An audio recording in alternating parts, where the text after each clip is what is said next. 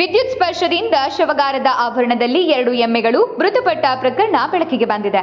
ಹೌದು, ಇದು ನಗರದ ಸಾರ್ವಜನಿಕ ಆಸ್ಪತ್ರೆ ಆವರಣದಲ್ಲಿ 2 ಎಮ್ಮೆಗಳು ಮೇಯಲು ಹೋಗಿ ಶವಗಾರದ ಆವರಣದಲ್ಲಿ ಮೃತಪಟ್ಟಿರುವ ವಿದ್ಯುತ್ ಸ್ಪರ್ಶ ಹಾಗೂ ಆಸ್ಪತ್ರೆಯಲ್ಲಿ ತ್ಯಾಜ್ಯ ಸುರಿದಿರುವುದನ್ನು ತಿಂದು ಮೃತಪಟ್ಟಿರಬಹುದು ಎಂಬ ಅನುಮಾನ ವ್ಯಕ್ತವಾಗಿದೆ.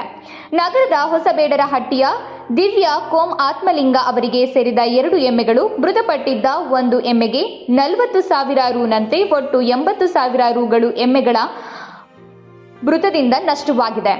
ಆಸ್ಪತ್ರೆಯ ಆವರಣದಲ್ಲಿರುವ ಶವಗಾರಕ್ಕೆ ಗೇಟು ಇಲ್ಲದೆ ಇರುವುದು, ಜಾನುವಾರುಗಳು ಆಸ್ಪತ್ರೆಯ ತ್ಯಾಜ್ಯವನ್ನ ಶವಗಾರದ ಪಟ್ಟದಲ್ಲೇ ಸುರಿಯುತ್ತಿರುವುದರಿಂದ ಅನೇಕ ಜಾನುವಾರುಗಳು ಮೇವನ್ನ ಹುಡುಕುತ್ತಾ ಹೋಗಿ ತ್ಯಾಜ್ಯ ತಿನ್ನುತ್ತಿವೆ. ಹಾಗೆ ಶವಗಾರದ ಆವರಣದಲ್ಲಿ ವಿದ್ಯುತ್ ವೈರ್ ನೇತಾಡುತ್ತಿರುವುದನ್ನ ಎಮ್ಮೆಗಳು ಮುಟ್ಟಿರುವುದಕ್ಕೆ ಸ್ಥಳದಲ್ಲೇ ಮೃತಪಟ್ಟಿವೆ ಎನ್ನಲಾಗಿದೆ.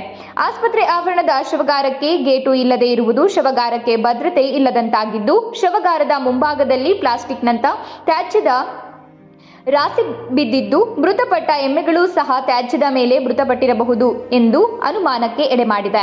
ಪಶುಸಂಗೋಪನೆ ಇಲಾಖೆ ಅಧಿಕಾರಿಗಳು ಸ್ಥಳಕ್ಕೆ ಭೇಟಿ ನೀಡಿ ಶವ ಪರೀಕ್ಷೆಗಾಗಿ 2 ಎಮ್ಮೆಗಳನ್ನು ಕೊಂಡೊಯ್ಯಲಾಗಿದೆ.